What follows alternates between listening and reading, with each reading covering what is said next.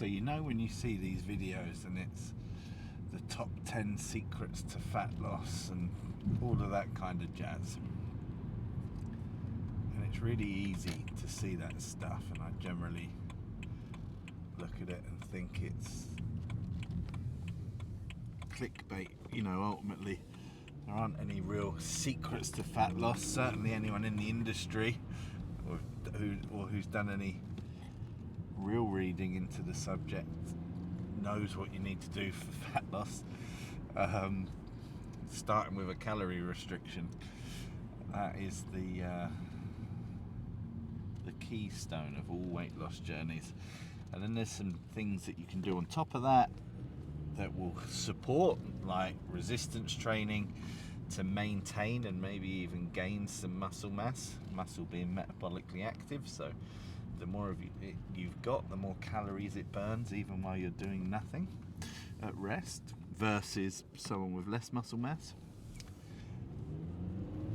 And protein intake, aiming for a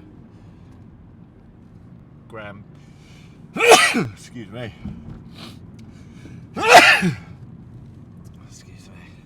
protein intake, aiming for a gram of protein for a pound of body weight, or 2 grams of protein to a kilo, depending on which system you use.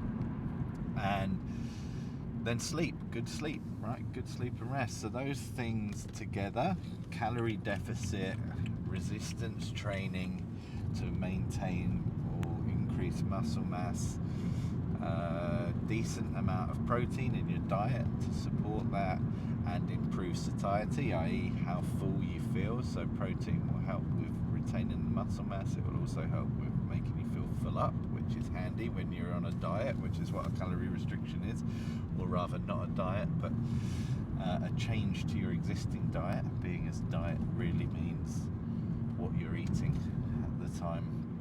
So that and a good night's sleep, they're the magic kind of components if you were to have a pyramid, and the most important part really is the caloric restriction, and then you add the other components on top. But there are definitely some air quotes secrets or cheat codes to help with the calorie restriction, and I think that people complicate this. I think there's a lot of BS out there because people are trying to sell products, and so they're incentivized if they're not being as earnest and upfront as they can be, and they're incentivized to push certain things because it might help generate them a revenue. So in terms of what really works and what I consider the secrets or cheat codes, there is some really good information, but none of it costs a penny. You don't need this or need that, which is good news, right? Because anyone can jump straight on it. And it's really easy and it's really simple, and I'll tell you about it in a minute. So if there are quote unquote secrets, and I'd rather let's stop saying that and call them the truths, that will help you with creating and maintaining a calorie deficit for fat loss. The truths are decent amount of protein, as I've said, and that's pretty well known. But then the next big step is understanding about nutrient density and calorie density of different foods. Now the first thing is, and you can look this up anywhere online, and you probably know this, is that different foods have different amounts of energy or calorie density. And an extreme example is that most vegetables would be fairly low in the calories, not a lot of calories in lettuce, and ice cream would be fairly high in calories, right? pretty comfortable with that. Now there's a scale, and you know, generally speaking, oils, nuts, seeds, foods that have been heavily tampered with, let's say processed, they would be high in calories, and then there's other foods that are unprocessed, especially natural, for example vegetables, that would be very low. So you should try and get yourself familiar with that so that you understand what foods have more and less calories. That's step one. Step two, I would say, is to then and definitely figure out the meals that you can enjoy that make use of the lower calorie density foods. Step two, you need to understand that a big component of feeling full up is about the size and weight of the food that you eat. Now what's interesting about that is that the more processed food is, to generalize, the drier that food is, right? So they reduce the water content of the food. And this might be fairly intuitive, to be honest, as I say it, but there's a lot more water content in fruit and veg at its core than there is at pizza and chips and cake and blah blah blah. So the more processed a food, generally the lower the water content, and the more processed the food, the lower the water content. The less processed, the higher the water content. And that's interesting because one of the ways that we essentially feel full, the stomach expands as you eat. Without getting too complicated, there's sensors as there's a stretching, and the size, weight, bulkiness of what you eat helps to give you the full feeling, or satiety, to feel satiated. So with that in mind, what you want to eat is food that is bulky, larger and heavier, but has lower water content, right? Has higher water content, has higher water content, because water is heavy and obviously there's no calories in it. So higher water content foods like vegetables, and listen, don't get me wrong, I'm not saying you have to exist on vegetables, it's just the extreme example that makes it easy. Legumes, stuff like that, okay, low calorie, bigger, bulkier foods, heavier, good water content. That's your rule of thumb. Start to build meals that are more focused on those elements and less on elements of processed food where they've got low water content, they're high calorie density. So you only have to have, the point of this is, right, you could eat 4 apples and they're massive. Okay, you eat 4 big apples and that's a decent amount of weight and size in your stomach. But that might be less calories than having a Mars bar or whatever chocolate you're into. So it's about being strategic. If you can have way more of something if you have the lower calorie choices than if you have the higher calorie choices. And yeah, of course, the processed higher calorie stuff is like the steroids of food, and not in a good way, not in that it's good for you, but in that it's artificial and you're attracted to it, and it does the job of making you happy because it's, you know, it's way above what's natural. So salt, sugar, etc., all that stuff that the body has evolved to enjoy and reward you for, it does in terms of taste buds, etc. So try and build your meals around higher water content foods that are lower processed, lower energy density. That's going to be big for you. And then the next secret, truth, is preloading your meals. and this is an awesome one. Hardly anyone ever wants to do this or try it, but this is the way to get the results you need, and this is massive. There's been some good research on this. So it's called preloading your meals. Now, I personally only have lunch and dinner. I've done that for a long time, not because I want to be in the intermittent fasting crew, just because I'm someone that once I start eating, I struggle not to overeat, and I find it easier to not have breakfast and eat the appropriate calories in a day than I find it to have breakfast, because then once I've had breakfast, I'm just hungry. I want more. I want that full feeling. I associate eating with that full feeling, and that means I gotta have less calories at lunch, less calories at dinner, so it just doesn't work for me. But something that works really well, you know, when you come to your meal, and especially if you're having a processed meal with high calorie density foods, etc., you don't have to eat that much, and all of a sudden you've blown your day's calories and you're still hungry.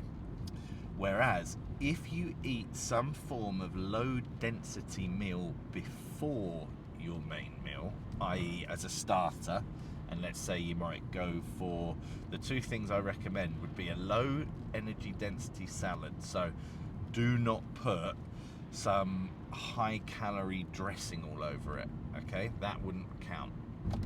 But if you can have a small salad, what's small? 150 calories, something like that. I mean, listen, go for more and have a smaller dinner, great, fill up a bit more in it. But, you know, target 150 calories, 300 calories, and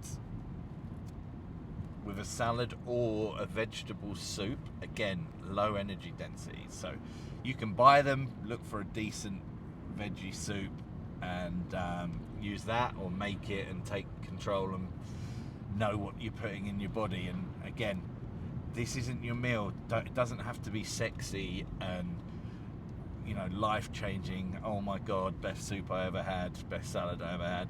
Ultimately, this is a tool to help you on your fat loss journey, right? So it's just there to fill some of the space, put some weight and bulk into your body so that you get full quicker, and that is shown to help reduce the amount of dinner that you would eat. So if you're someone like me, always had a big appetite, I'm a reasonably sized guy, 6'1", you know, I could eat 2-3 plates a meal without breaking a sweat. If I am having a dinner and it's not a low calorie meal, that is going, I could eat 2 days worth of calories at one sitting. Easy. That's not hard for me. If you are someone that struggles to eat, congratulations, I'd swap. So you preload your meal with your soup, your salad. It's low energy density, it helps to fill you up a bit, and then you have your main meal. And they've done studies where, like, good studies where, you know, rather than just relying on people to self-report what they did and didn't do, they've kept them in a controlled environment, measured what they would go and get for their dinner from service, and the amount of calories in that versus if they were preloaded with a soup or a salad, as I mentioned. So we're looking for low processed, high water content foods as much as possible, and we're building stuff around that, and we're looking to preload meals. Now look, don't worry about brekkie, that's I don't want a salad or a vegetable soup before breakfast. But what's your biggest meal of the day? Can you do it just before that? If it's hard for you to make changes, cool, let's make one change and just do it before your biggest meal. That will help reduce the calories of the biggest meal that you have. If that's not possible, do it for the other meal. And if you're really onto it, do it for both meals, and I think you're going to find it's really positive for you. So that's my truths of the steps that you can take.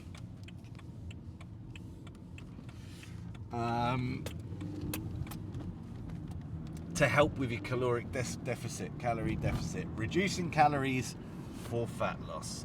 Fat loss is not complicated, really simple. Have your calorie deficit, eat your protein, do your resistance training, catch your sleep. The hard bit is to sustain the calorie deficit for the period required to get you to your goals. That is not easy. And so do it with bulky, low-calorie foods that are heavy in the stomach, got lots of water content.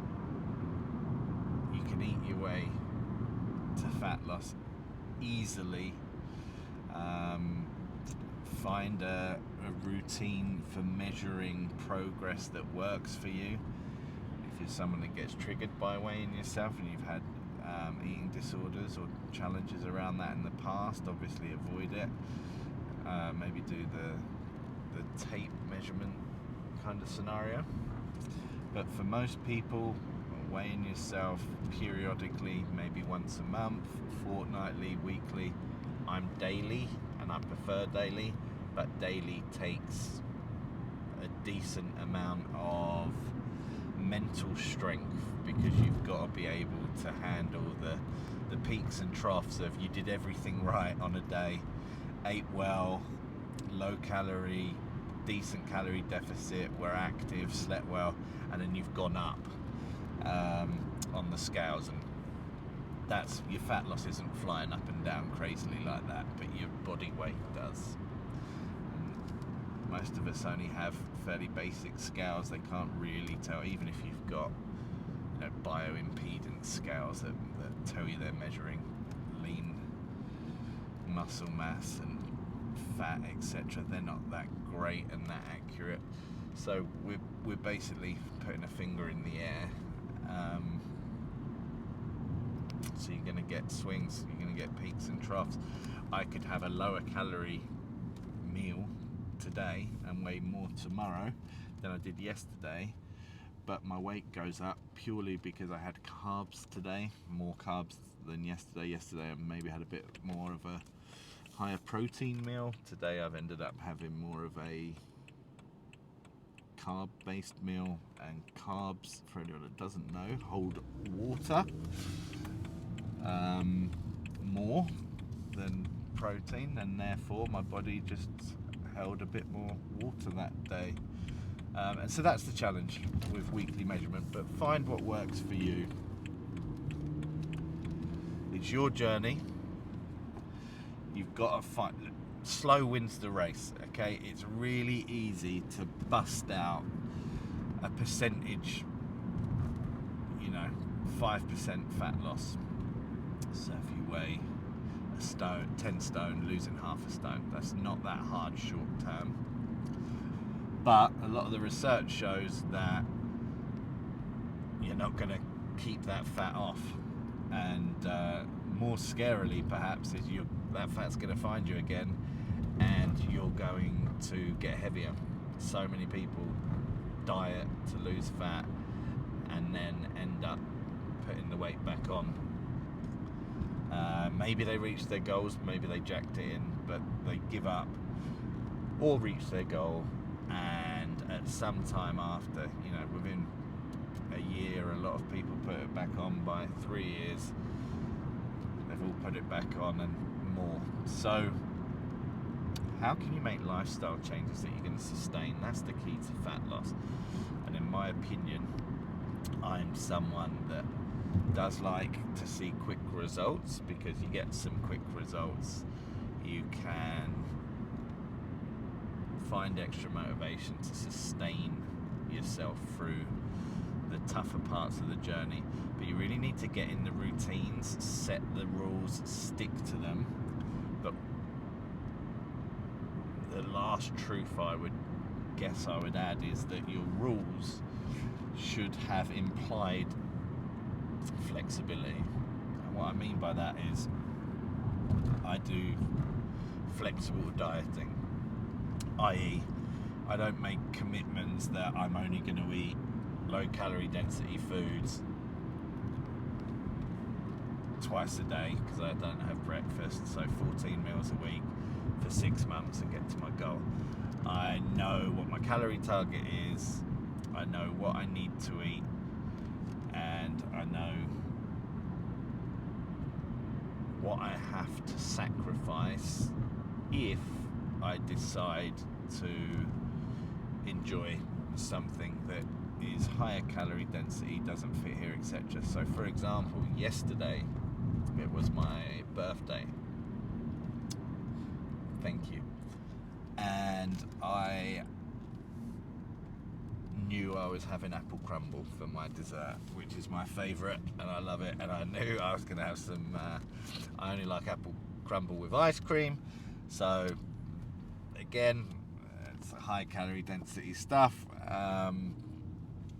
Which is annoying because I just hit a new low on my fat loss journey. So what did I do? I knew I was going to have a nice dessert, apple crumble and ice cream.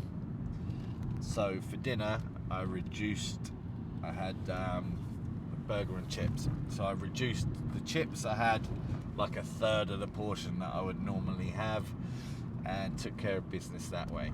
I also, was in a situation yesterday where I might have ended up treating myself, but I didn't, because I knew I was going to end up having that dessert that night. So that's the tips and tricks. Set your goals, set your routines, know what you're doing, provide latitude so that you can live and sustain during your fat loss journey. As soon as you try and make everything perfect, and I'm only going to drink water, I'm not going to party, I'm not going to have any desserts, I'm not going to have any chocolate, that's all lofty aspirations. But if you're here for fat loss, that means you've got more fat than you like, which means you're not someone that's naturally controlling or maintaining the weight or fat percentage that you're comfortable with. So you struggle with it. Ergo, you like it, you need to find a way that it can be part of your life, enjoying the things that you enjoy, whilst serving you in other goals and areas of your life, like feeling and looking good, and being comfortable in your own skin. Because ultimately, if you're searching for fat loss, what it means is you're not comfortable in your own skin. Now, that may be because you're fat and you need to sort it out, and it may be because you're just not comfortable in your own skin. I don't know. But for me, I'm overweight. It's not healthy. I got kids. I need to sort it out. I am a ninja at losing weight. I'm a black belt, master 10 stripe Dan. Unfortunately, I'm a 20 stripe Dan at finding it again. So everything I'm telling you is from decades of knowledge, personal experience, testing, scientific research. It works, guys. Get your sleep, eat your protein, do your resistance training, create your calorie deficit, maintain calorie deficit through low density, high water content foods. Get familiar with which foods are low calorie and which are high calorie. Can you use less oils, eat less seeds and nuts, that kind of thing. But don't exclude stuff. Look, seeds, nuts are really healthy, certain oils in certain scenarios. So find the balance that works and is sustainable. All right, cheers guys.